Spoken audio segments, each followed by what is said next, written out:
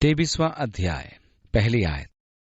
पौलुस ने महासभा की ओर टकटकी लगाकर देखते हुए कहा, भाइयों, मैंने आज तक परमेश्वर के सम्मुख पूर्णतः खरे विवेक से जीवन बिताया। पौलुस सचमुच विलक्षण प्रतिभा वाला व्यक्ति था। फिलिपियों की पत्री 3 अध्याय में वह प्रभु यीशु में विश्वास लाने से पहले अपने कर्मों द्वारा धार्मिकता प्राप्त करने के विषय में बताता है। मैं तो शरीर पर भी भरोसा रख सकता था। यदि किसी को शरीर पर भरोसा रखने का विचार है तो मुझे उससे भी कहीं अधिक हो सकता है। फिर वे अपनी यहूदी धार्मिकता का वर्णन करता है कि 8वें दिन उसका खतना हुआ। वे बिन्यामीन के गोत्र से था, पक्का फरीसी रहा था, उसने व्यवस्था का पालन किया था। तब वह कहता है, जो बातें मेरे लाभ की थीं उन्हीं को मैंने मसीह के कारण हानि समझ लिया है। वह यह कहने के योग्य था कि उसने आज तक परमेश्वर के सम्मुख पूर्णतः खरे विवेक से जीवन बिताया है। ऐसी बात कहना किसी के लिए आसान नहीं था। मैं भी ऐसी बात नहीं कह सकता। मैं नहीं जानता आप में से कितने लोग ऐसी बात कह सकते हैं कि वे पूर्णतः खरे विवेक से परमेश्वर के सामने जीवन व्यतीत करते रहे। पौलुस की इस बात पर महायाजक विश्वास नहीं कर सका। और दूसरी आयत में लिखा है, तब हनन्याह महायाजक ने पास खड़े लोगों को उसके मुंह पर थप्पड़ मारने की आज्ञा दी। पौलुस ने उससे कहा, हे चूना पुती हुई भीत, तुझे परमेश्वर मारेगा। क्या तू व्यवस्था के अनुसार मेरा न्याय करने के लिए यहाँ बैठा है और फिर व्यवस्था के ही विरुद्ध मुझे मारने की आज्ञा देता है? यीशु ने फरीसियों को चूना पुती हुई कब्र कहा था। यहूदी लोग बड़े सतर्क रहा करते थे कि कहीं वे मृतक शरीर या कब्रों के स्पर्श द्वारा अशुद्ध न हो जाए। यदि कोई इस प्रकार के स्पर्श से अशुद्ध हो जाता था तो जब तक वह व्यवस्था द्वारा ठहराई गई विधि के अनुसार स्वयं को शुद्ध न कर ले, मंदिर में प्रवेश नहीं कर सकता था। यही शुद्धिकरण की विधि बहते जल में की जाती थी। कुछ समय पहले हम इस्राएल की यात्रा पर गए थे। हम लोग किद्रोन की घाटी में पहुंचे और गिहोन के झरने को देखने लगे। वहां और भी लोग थे। हम आपस में बातचीत कर रहे थे कि वहां का तालाब राजा हिजकिय्याह द्वारा बनवाया गया था और झरना कितना सुंदर दिख रहा था।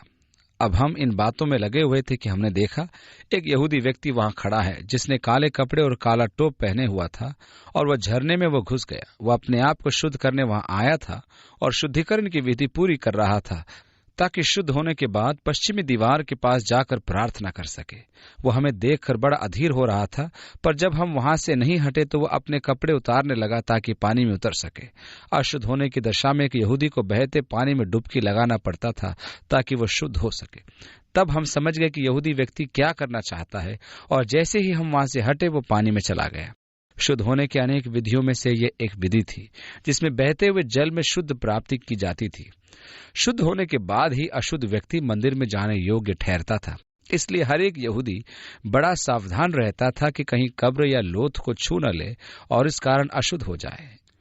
इस कारण जब वे कब्र बनाते थे तब उसे चूने से पोत दिया करते थे ताकि लोग पहचान सके कि यहाँ कब्र है और बचकर निकल जाएं। पौलुस महायाजक को कहता है, हे चूना पुती हुई भीत, तुझे परमेश्वर मारेगा। वो क्रोध में आ गया था। उसने अपना गाल उसकी तरफ नहीं किया पर कहा, परमेश्वर तुझे मारेगा, क्योंकि तू व्यवस्था के अनुसार मेरा न्याय करने के लिए यहाँ बैठा है और फिर व्यवस्था के ही विरुद्ध मुझे मारने की आज्ञा देता है। पूछताछ के दौरान किसी बंदी को मारना व्यवस्था के विरुद्ध बात थी। इसी कारण पौलुस क्रोधित हो गया। जो व्यक्ति न्याय करने बैठा था वही स्वयं कानून के विरुद्ध कार्य कर रहा था और थप्पड़ मारने की आज्ञा दे रहा था। यही कारण था कि पौलुस को गुस्सा आ गया और जवाब में पौलुस ने उसे चूना पुती हुई दीवार कहा। ये बड़ी अद्भुत व रोचक बात है कि बूढ़ा हनन्याह अर्थात चूना पुती हुई भीत 2 वर्ष के अंदर ही घात कर दिया गया। परमेश्वर ने सचमुच उसे मारा। परंतु पास खड़े लोगों ने कहा, क्या तू परमेश्वर के महायाजक को बुरा भला कहता है? इस बात से संकेत मिलता है कि पौलुस को आंखों की तकलीफ थी, क्योंकि उसने कहा था, भाइयों, मुझे नहीं मालूम था कि ये महायाजक है, क्योंकि लिखा है, तू अपने लोगों के शासक को बुरा न कहना। पौलुस को आंखों की तकलीफ थी। इसके अन्य संकेत भी धर्मशास्त्र में पाए जाते हैं।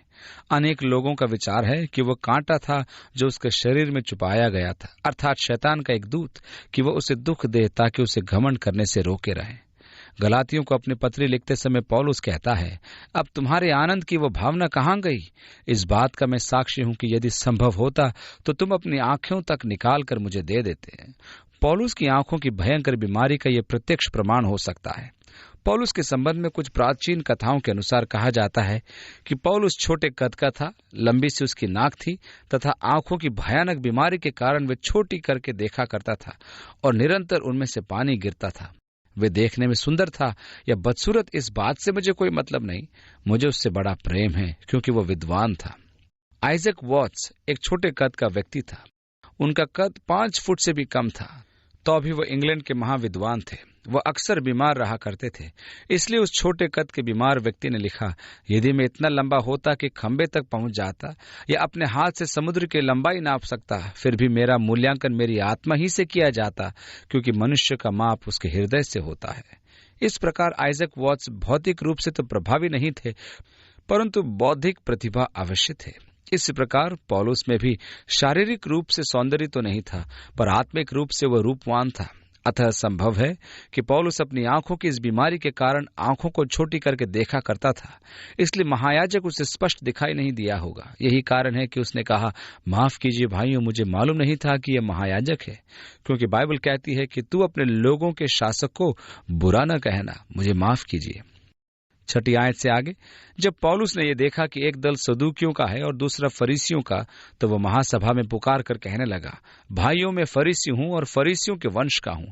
मृतकों की आशा और पुनरुत्थान के कारण ही मेरा न्याय हो रहा है।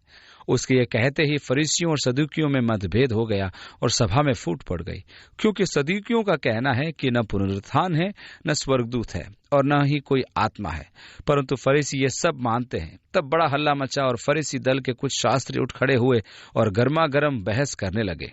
हम इस मनुष्य में कोई बुराई नहीं पाते। यदि किसी आत्मा या स्वर्गदूत ने इसे ये बातें की हैं तो फिर क्या? जब मतभेद अधिक बढ़ता गया तो सेनापति डर गया कि कहीं वे पौलुस को टुकड़े टुकड़े न कर डालें। इसलिए उसने सैनिकों को आज्ञा दी कि नीचे जाकर उनके बीच में से उसे जबरदस्ती निकाल कर किले में ले जाएं। इस प्रकार पौलुस के फिर से गवाही देने के प्रयास का अंत उपद्रव से होता है। यहूदियों को सुसमाचार सुनाने की उसकी तीव्र लालसा, स्वप्न व उसकी उत्कंठा का यहाँ गला घोंट दिया जाता है। वह सोचता था कि वह गवाही देने में सफल हो जाएगा, परंतु वह पूर्णतः सफल रहा। गवाही देने के उसके दोनों प्रयासों का अंत उपद्रव से हुआ। कुछ लोग मानते हैं कि पौलुस ने इस घटना में बड़ी समझदारी दिखाते हुए अपने विरोधियों में फूट डाल दी। वे कहते हैं कि यह पौलुस की चालाकी थी। उसने दोनों दलों में अर्थात सदूकी व फरीसियों में मतभेद पैदा करा दिया ताकि वे आपस में लड़ते रहें और वह चुपके से निकल जाए। संभवतः यह सच भी हो सकता है, पर मैं ऐसा नहीं मानता। मैं मानता हूं कि पौलुस की कोशिश थी कि वो फरीसियों में प्रभु यीशु के पुनरुत्थान के विषय प्रचार कर सके। यही कारण है उसने कहा, मैं एक फरीसी हूं। वे फिर से स्वयं को उनके साथ मिलाने का प्रयत्न करता है और कहता है, मैं फरीसियों के वंश का हूं। मृतकों की आशा और पुनरुत्थान के कारण ही मेरा न्याय हो रहा है। मैं सोचता हूं कि वह फरीसियों में पुनरुत्थान की वास्तविकता का प्रचार करना चाहता था, लेकिन इससे पहले कि वह पुनरुत्थान का प्रचार कर पाता, उपद्रव खड़ा हो गया और पौलुस को वहां से जबरदस्ती हटा लिया गया कि कहीं वे उसके टुकड़े टुकड़े न कर डालें। शायद पौलुस को अत्यधिक निराशा हुई होगी कि वह फिर से अंटोनियो गढ़ में रोमी सरकार की सुरक्षा में लाकर कैद कर दिया गया, और जब रात को वो घोर निराशा में पड़ा हुआ सोच रहा होगा कि अब न जाने क्या होगा, वह केवल इतना ही जानता था कि वह उन लोगों को जो शरीर के अनुसार उसके भाई हैं, उद्धार के सुसमाचार को सुनाने के अपने सपने को पूरा न कर सका। पौलुस अपने जाति भाई यहूदियों से इतना अधिक प्रेम रखता था कि वे उनके बदले स्वयं परमेश्वर द्वारा शापित होने की अभिलाषा रखता था। रोमियो 9 के 3 और 4 में वो कहता है, मैं अत्यंत दुखी हूं और मेरा हृदय निरंतर शोकित रहता है, क्योंकि मैं यहाँ तक चाहता था कि अपने भाइयों के लिए जो शरीर के अनुसार मेरे संबंधी हैं, मैं स्वयं ही अभिशप्त होकर मसीह से अलग हो जाता। उसने यहूदियों के प्रति अपने गहरे प्रेम का प्रमाण भी दिया। उनके मध्य प्रचार करने की उसमें तीव्र लालसा थी। संभव है उसने प्रयास भी किया हो कि किसी प्रकार उनमें प्रचार करने का अवसर प्राप्त हो। उनके पास अच्छा अवसर था, पर वह अवसर जो उनका सबसे कीमती अवसर था जाता रहा और उसका अंत उपद्रव में हुआ। मान लीजिए आप मैच खेल रहे हैं, आपको पूरा भरोसा है कि आप टीम को विजय दिला सकते हैं। आपको इतना विश्वास है तो आप कहते हैं, मुझे मौका मिला ही नहीं, यदि मौका मिलता तो मैं कर दिखाता। मैच में आप हाफ बैक पर खेल रहे हैं, आपको भरोसा है कि आपके हाथ में गेंद आ जाए और आप गोल कर देंगे। इसी प्रकार पौलुस भी निराश व उदास होकर किले में बैठ जाता है। उस उदासी व निराशा की दशा में प्रभु उसके समीप आता है और उससे कहता है, अति सुंदर शाबाश। 11वीं आयत में, परंतु उसी रात प्रभु ने उसके पास खड़े होकर कहा, साहस रख। नए नियम में यूनानी भाषा के शब्द का अनुवाद ढांढस बांध किया गया है। प्रभु यीशु ने इस शब्द का प्रयोग अनेकों बार किया। यदि आप उन सभी स्थानों का अध्ययन करें जहां जहां प्रभु यीशु ने ढांढस बांध शब्द का प्रयोग किया है, तो आपको आनंद आ जाएगा। जब चेले नाव में बैठकर झील को पार कर रहे थे, तब यीशु ने उनके पास आकर कहा, ढांढस बांधो, मैं हूं, डरो मत। प्रभु ने पौलुस से कहा, ढांढस बांध। इससे पता लगता है कि पौलुस ने साहस छोड़ दिया था। शायद वो सोचने लगा था कि अब सब कुछ समाप्त हो गया, अब परमेश्वर के लिए वो कुछ नहीं कर सकेगा। बड़ी मुश्किल से तो यहूदियों के सामने गवाही देने का अवसर मिला था। वो अभी जाता रहा। वो अपने आप को कोस रहा होगा, मैंने क्यों गैर यहूदियों के बारे में बात की, क्यों महायाजक पर गुस्सा होकर उसे चूना पुती हुई दीवार कह दिया। मुझ में क्या कमी है? इतना आसान होता इंसान के लिए कि वो प्रश्नों में डूब जाए, क्यों, कैसे, अगर, नहीं तो, इत्यादि। इस प्रकार के प्रश्नों में उलझकर मनुष्य डूबता जाता है। पौलुस भी अपनी असफलताओं में डूबता जा रहा था, पर प्रभु ने उसके पास आकर कहा, पौलुस, ढाढ़स बांध। 11वीं आयत में लिखा है, क्योंकि जिस प्रकार तूने यरूशलेम में दृढ़ता पूर्वक मेरी साक्ष्य दी है, उसी प्रकार तुझे रोम में भी साक्ष्य देनी होगी। पौलुस से प्रभु कहता है, तूने यरूशलेम में दृढ़ता पूर्वक मेरी गवाही दी है। तुझे अवसर मिला और तूने अवसर को बहुमूल्य जाना और मेरी गवाही दी। प्रभु इससे हल्का बात नहीं समझता, पर महत्व देता है। प्रभु पौलुस की आलोचना नहीं करता। वह पौलुस की असफलता पर उल्हाना नहीं देता। वो पौलुस से यह नहीं कहता, पौलुस, तुम हनन्याह महायाजक पर क्रोधित क्यों हो गए? तूने महासभा में अन्य जाति लोगों का नाम लेने की मूर्खता क्यों की? इन बातों को प्रभु उससे नहीं कहता है। प्रभु यीशु वहां दोष लगाने नहीं, परंतु उसे आज्ञा देने के लिए आया था। कितनी अच्छी बात। कई बार हम दोष लगाने में आसानी दिखाते हैं, परंतु यहाँ पर प्रभु यीशु ने दोष नहीं लगाया, परंतु आज्ञा दी। वो पौलुस के पास उसी रात आया और उसके पास खड़े होकर कहा, साहस रख, तूने यरूशलेम में मेरी अच्छी साक्षी दी है। उसने पौलुस के परिश्रम की सराहना की। फिर आगे यीशु ने उससे कहा, उसी प्रकार तुझे रोम में भी साक्षी देनी होगी। रोम? हे प्रभु, तूने क्या कहा? रोम में साक्षी देनी होगी? ठीक है। आपको याद होगा, पौलुस जब इफिसुस में था, तब उसने अपनी आत्मा में मकिदुनिया और अखाया से होते हुए यरूशलेम जाने का संकल्प किया था। वह चाहता था कि यरूशलेम के निर्धन विश्वासियों के लिए दान ले जाए। उसी समय वह कहता है कि वहां पहुंचने के पश्चात मुझे रोम को भी देखना अवश्य है। वह रोम जाने की हार्दिक अभिलाषा व्यक्त करता है। विश्व के मुख्य शहर, घनी आबादी के क्षेत्र और सांस्कृतिक केंद्र पौलुस के लिए सामान्यतः चुनौती का कारण थे।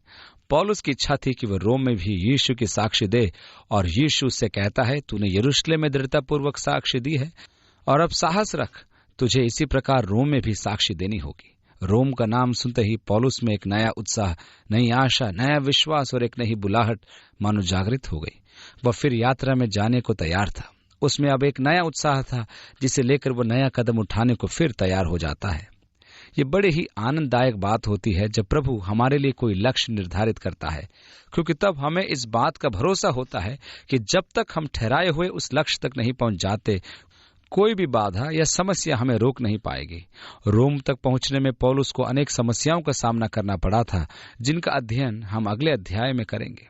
अगले पद में उन्हीं समस्याओं में से एक का जिक्र पाया जाता है, और 12वीं आयत में हम पढ़ते हैं, जब दिन हुआ तो यहूदियों ने षड्यंत्र रचा और यह कहकर शपथ खाई कि जब तक पौलुस को मार न डाले, तब तक न तो खाएंगे और न पिएंगे। इसके बाद वे उसे पकड़ने निकल पड़े। षड्यंत्र रचने वाले 40 से अधिक थे। तब वे मुख्य याजकों और प्राचीनों के पास जाकर कहने लगे। षड्यंत्रकारी आदरणीय पुरुष नहीं थे, यह तो बात स्पष्ट है। 14वीं आयत में लिखा है, हमने दृढ़तापूर्वक शपथ खाकर यह ठान लिया है कि जब तक पौलुस को मार न डालें, तब तक कुछ न चखेंगे। इसलिए अब तुम और महासभा मिलकर सेनापति को समझाओ कि उसे अपने पास बहाने से बुलवाए, मानो कि तुम उसके विषय में विस्तार से जांच पड़ताल करना चाहते हो। हम उसके यहाँ पहुंचने से पहले ही उसे मार डालने के लिए तैयार रहेंगे। परंतु जब पौलुस के भांजे ने उनके घात में लगने की बात सुनी, पूरे पवित्र शास्त्र में यही एक ऐसा संदर्भ है जहां पौलुस के किसी रिश्तेदार का वर्णन पाया जाता है। यह व्यक्ति पौलुस की बहन का बेटा अर्थात उसका भांजा था। वहां लिखा है, तो वह किले में पहुंचा और भीतर जाकर पौलुस को सब बात बता दी। याद कीजिए कि प्रभु ने पौलुस से कहा था, तुझे रोम में भी मेरी गवाही देनी होगी। क्योंकि प्रभु ने कहा था, इसलिए पौलुस को पूरा यकीन था कि वो रोम जाएगा और गवाही देगा। प्रभु का यह वचन पूरा होना ही था। उसने पूर्व ज्ञान दे दिया था, अतः वचन तो पूरा होता ही, परंतु एक भारी बाधा भी सामने थी कि 40 यहूदियों ने शपथ खा रखी थी कि जब तक पौलुस को मार न डालें न तो वे खाएंगे और न पिएंगे। प्रभु हमेशा अद्भुत कार्य करता है। मैं गत सप्ताह एक पास्टर से बातचीत कर रहा था। मैंने उससे कहा, एक मसीह होने के नाते हमें ये जानना बहुत जरूरी है कि प्रभु की ओर से अद्भुत कार्य किस प्रकार सरलता और स्वाभाविकता से हो जाते हैं। ये अद्भुत काम इतने स्वाभाविक होते हैं कि हम कई बार इसे पहचान नहीं पाते। लेकिन जो व्यक्ति आत्मिक रीति से सतर्क रहता है, वह साधारण व स्वाभाविक घटना में भी प्रभु का आश्चर्य कर्म देखता रहता है। हमें परमेश्वर के अद्भुत कामों को केवल चमत्कारों में नहीं देखना चाहिए, पर साधारण बातों में भी होते हुए स्वीकार करना चाहिए। परमेश्वर बिना चमत्कारों के भी असाधारण कार्य करता है। पौलुस का भांजा इन यहूदियों के षड्यंत्र की बातों को सुन रहा था कि वे कैसे उसके मामा को घात करने की योजना बना रहे हैं। ये सब बातें साधारण बातें दिखाई देती हैं, पर मैं इसमें अलौकिक घटना देखता हूँ। पौलुस को प्रभु बचाना चाहता था, इसलिए उसने इस छोटे लड़के की योजना बनाई। वह लड़का क्या कर रहा था, किसी ने ध्यान नहीं दिया। उसके दिमाग में जब विचार आया तो वो वहां से भाग खड़ा हुआ। हो सकता है कि वह दोस्तों के साथ खेलने गया था, और जब वह अपने दोस्तों के घर गया तो उसने देखा होगा कि कुछ लोग वहां बैठे हैं। उसके दोस्त का पिता भी वहां बैठा है और बातें चल रही हैं कि हम उसे पकड़ लेंगे, उसे मार देंगे, ऐसे व्यक्ति की हमें कोई जरूरत नहीं इत्यादि। तब परमेश्वर ने क्या उपाय किया, मैं नहीं जानता कि उस लड़के ने पौलुस को घात करने की बात सुन ली, और यह सब कुछ बड़ा अस्वाभाविक और अद्भुत काम था, परंतु देखने में साधारण सा लगता था।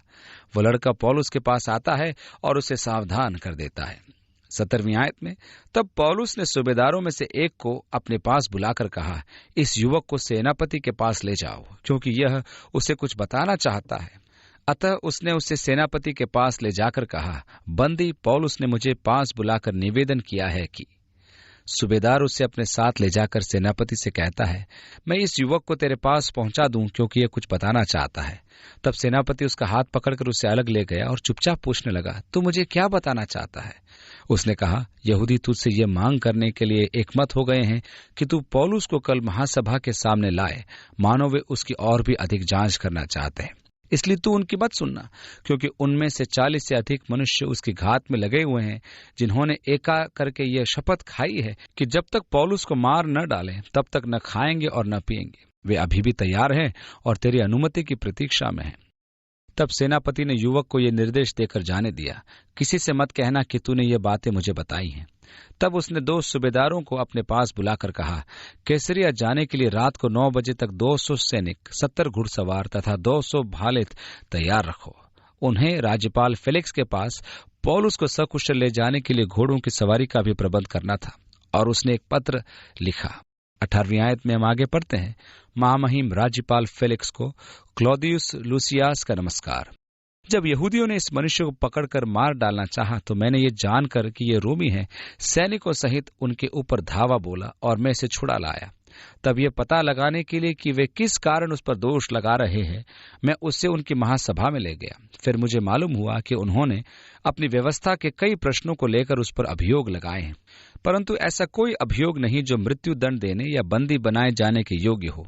जब मुझे बताया गया कि उस मनुष्य के विरुद्ध षड्यंत्र रचा जा रहा है, तो मैंने इसे तुरंत तेरे पास भेज दिया और इस पर दोष लगाने वालों को भी आदेश दिया कि वे तेरे सामने इसके विरुद्ध अभियोग लगाएं। अतः सैनिकों ने जैसे उन्हें आज्ञा दी गई थी, पौलुस को रातों रात अंतिपत्रिस पहुंचा दिया। यरूशलेम से कैसरिया तक की दूरी लगभग 60 मील थी और 40 मील तक का रास्ता पहाड़ियों से भरा था, जहां यहूदी लोग बसे हुए थे और सरलता से पौलुस पर आक्रमण करके उसे घात कर सकते थे। अंतिपत्रिस यरूशलेम के नीचे पहाड़ियों में स्थित था, जहां से कैसरिया को जाने का रास्ता साफ था और समतल भूमि थी, और उस रास्ते पर किसी पर भी आक्रमण करके घात कर देना कठिन था। प्रभु ने कहा था, तुझे रोम में मेरी साक्षी देनी है। इस कारण पौलुस रोम की ओर एक राजा के समान बढ़ता जा रहा था। उनके साथ 470 सुरक्षा सैनिक थे, अर्थात 70 घुड़सवार, 200 भालेत, 200 पैदल सैनिक। इन सैनिकों ने पौलुस को रोम के बाहर अंतिपत्रिस तक पहुंचाया और उसके बाद 40 मील तक घुड़सवारों और भालेतों ने उन्हें कैसरिया तक पहुंचाया, ताकि फेलिक्स के दरबार में पौलुस का न्याय किया जा सके। फेलिक्स, जिसके सामने पौलुस का न्याय किया जाने वाला था, एक समय गुलाम था। उसका एक भाई जिसका नाम पौलुस था, और ये नीरो सम्राट का प्रियजन था। इस व्यक्ति पौलुस ने फेलिक्स के विषय में नीरो सम्राट से विनती करके उसे गुलामी से मुक्त करवा दिया। फेलिक्स के भाई पौलुस द्वारा निरंतर विनती किए जाने के कारण नीरो ने फेलिक्स को रोमी साम्राज्य का एक उच्च अधिकारी बना दिया। वह पहला ऐसा गुलाम था जो गवर्नर जैसे उच्च पद पर आसीन हुआ था। कुछ भी हो, फेलिक्स एक अपरिपक्व व्यक्ति था। वह भ्रष्टाचारी भी था। एक इतिहासकार बताता है कि वह एक गुलाम की तरह ही शासन करता था। फेलिक्स के पास 3 पत्नियां थी। पहली का नाम हमें पता नहीं, पर दूसरी पत्नी क्लोपेट्रा व एंथोनी की पोती थी, और उसकी तीसरी पत्नी दुर्सिल्ला थी, जो हेरोदेस अग्रिप्पा प्रथम की बेटी थी। वो 5 वर्ष से पूरे प्रांत का गवर्नर था, और भ्रष्टाचारी स्वभाव के कारण रोमी साम्राज्य द्वारा वह हटा दिया जाने वाला था। उसके 2 वर्ष केवल शेष रह गए थे। यह वह व्यक्ति था जिसके सामने अब पौलुस अपने बचाव में अपनी अगली दलील पेश करेगा। 32वीं आयत से आगे, परंतु दूसरे दिन घुड़सवारों को उसके साथ आगे जाने के लिए छोड़कर वे किले को लौट आए। जब घुड़सवार कैसरिया पहुंचे तो उन्होंने राज्यपाल को पत्र दिया और पौलुस को भी उसके सामने उपस्थित किया। पत्र पढ़ने के पश्चात उसने पूछा कि तू किस प्रांत का है, और यह जानकर कि वह किलिकिया का निवासी है, उसने कहा, जब तुझ पर दोष लगाने वाले भी आ जाएंगे तब मैं तेरी सुनवाई करूंगा। और उसने आदेश दिया कि उसे हेरोदेस के राजभवन की सुरक्षा में रखा जाए। हेरोदेस ने कैसरिया में राजभवन बनवाया था, अतः कैसरिया में पौलुस का यह निवास स्थान बुरा नहीं था। यह अति सुंदर भूमध्य सागरीय टापू था। वह इसी राजभवन में, जिसे हेरोदेस ने बनवाया था, रखा गया। हेरोदेस ने इसी भवन में एक न्यायालय भी बनवा रखा था। हेरोदेस ने वहां एक भव्य नगर का भी निर्माण कराया था। कैसरिया में हेरोदेस के समय के खंडर आज भी बड़े सुंदर दिखाई देते हैं। पौलुस हेरोदेस के भवन में प्रतीक्षा में था कि कब उस पर अभियोग चलाने वाले आएंगे और न्यायिक प्रक्रिया आरंभ होगी। मेरा यकीन है कि हम परमेश्वर के एक और अद्भुत कार्य पर विचार करना आरंभ करेंगे। प्रभु चाहता है कि हम उससे भी गहरा अध्ययन करें जितना अब तक हम कर चुके हैं। मेरी इच्छा है कि हम और अधिक रुचि के साथ अध्ययन जारी रखें। प्रभु हमें वचन की सामर्थ दे तथा आत्मिक भोजन से तृप्त करे। इसके अलावा मेरी कोई और इच्छा नहीं। मैं प्रभु की ही इच्छा पूरी करना चाहता हूँ। मैं अनुभव करता हूँ कि प्रभु हमसे और अधिक सेवा चाहता है। मैं प्रभु की इच्छा के और भी अधीन होना चाहता हूँ।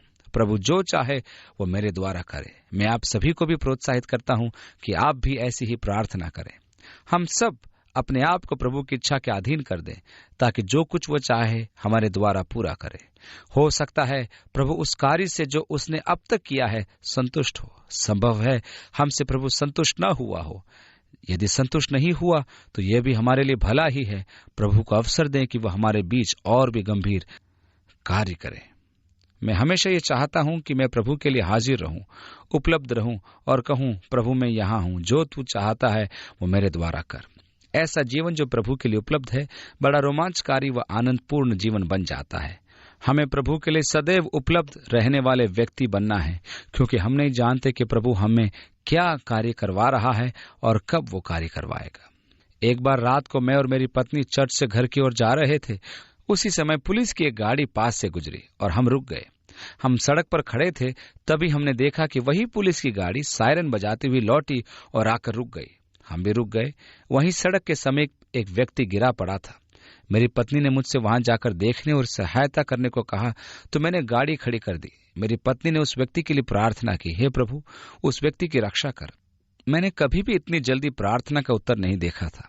इससे पहले कि मैं सहायता के लिए उस व्यक्ति के पास पहुंचता, वह व्यक्ति अपने कपड़े झाड़ता हुआ उठ खड़ा हुआ। वह मामूली सा लंगड़ा रहा था। यह प्रार्थना के सच्ची सामर्थ का प्रमाण था।